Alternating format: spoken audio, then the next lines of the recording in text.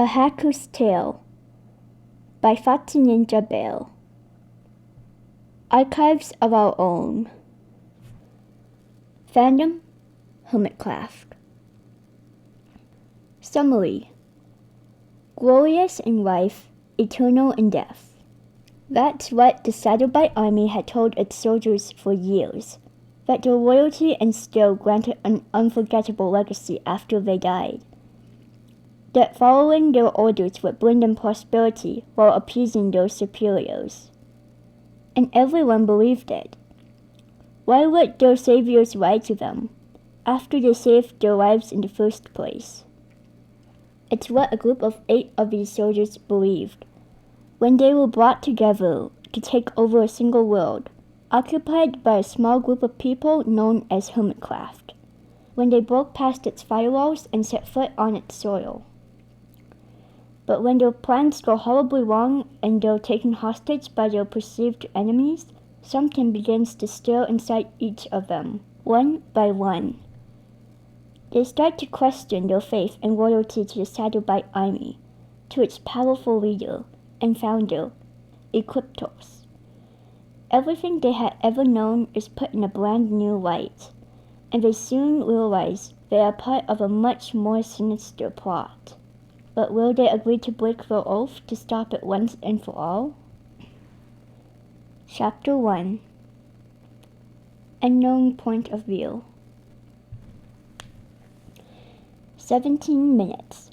That was how long she had been waiting at their planned meeting spot.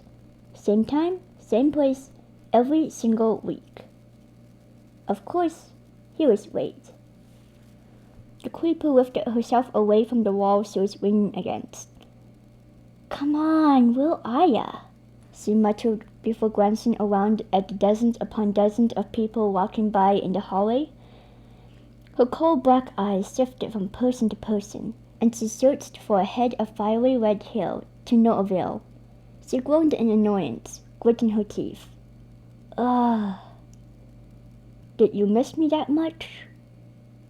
The green-scaled woman heard a familiar voice behind her, and her shoulders stiffened.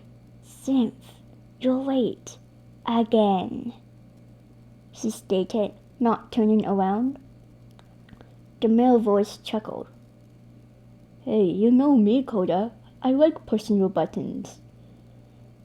Koda rolled her eyes, turned around, and saw that apparently nobody was there in the first place.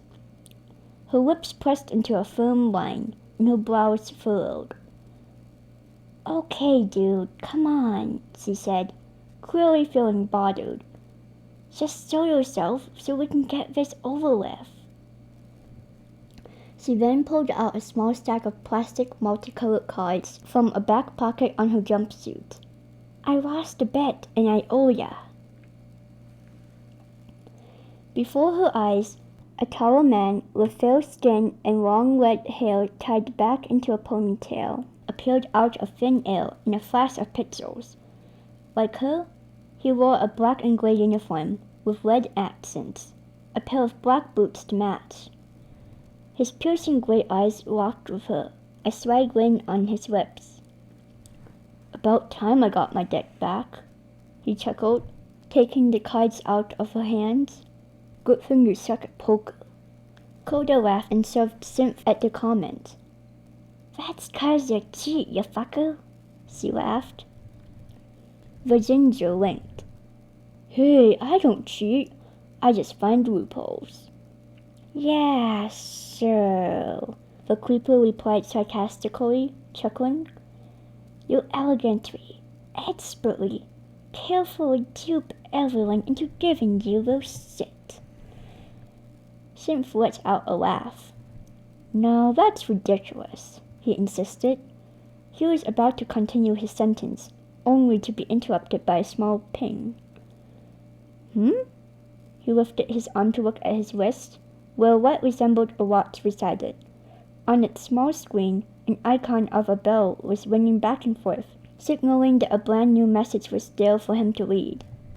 Koda raised a brow at the beep. "What's that about? Is that crazy ex of yours again?" I told you that if you needed me to set her up, I would. A confused frown formed on the redhead's face as he read the message. Apparently, we've got a mission. World hijack. Block A 47 at 8:30. Koda's eyes went wider in disbelief. A mission today? But it's our day off. Synth frowned even more.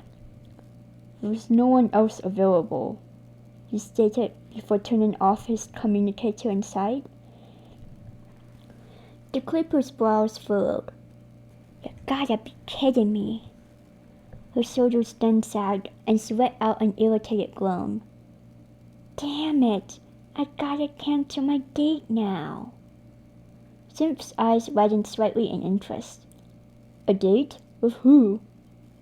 A hot tub. The redhead smirked. That sounds more like a party.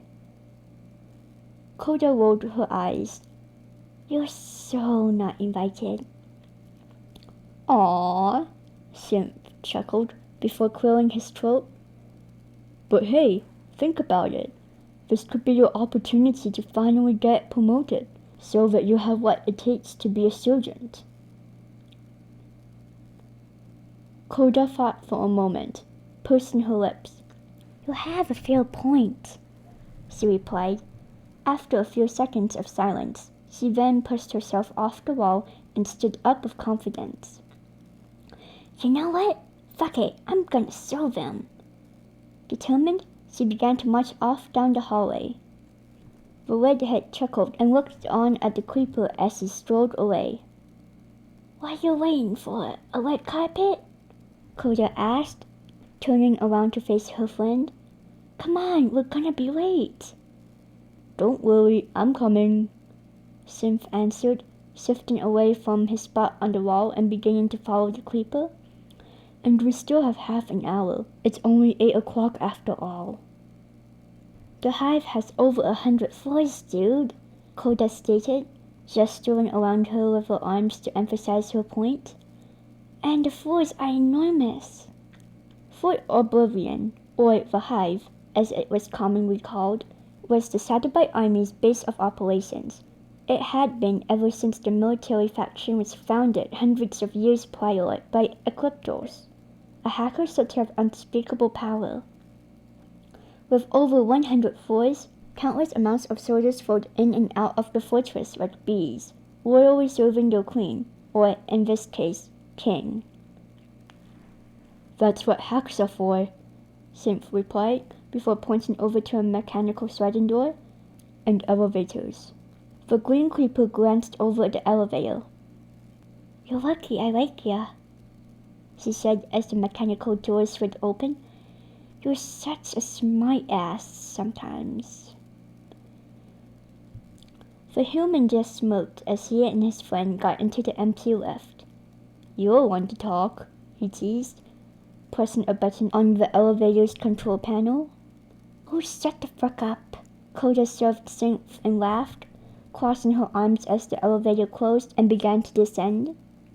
A few moments of silence passed after the descent started. It was then that another soft ding could be heard from Synth's communicator. He lifted his wrist to check it, and he let out a small groan of annoyance as he did. Koda tilted her head to look up at her taller friend. Now, is it Vinny? Yeah, he replied, a frown on his face.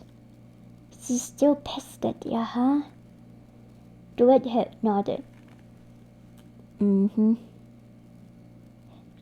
His lips were pressed together into a firm line, obviously fed up with the situation. Koda gritted her teeth at the thought of Synth's ex-girlfriend. Bitch, she muttered. Why can't she just leave ya be? You came out of the closet almost a damn month ago. Correction. You dragged me out of the closet, Synth pointed out as the elevator stopped and opened its doors. The two friends stepped out of the elevator and into another bustling hallway of Shadowbyte soldiers and personnel. That's 'cause they needed a polite shove in the right direction, she stated back as they walked side by side. You couldn't hide your secret forever, you know. Eventually you would have broke. She would have been angry either way, Simph said. Who fucking cares if she's mad? Coda snapped, eyes angry and full of protective rage.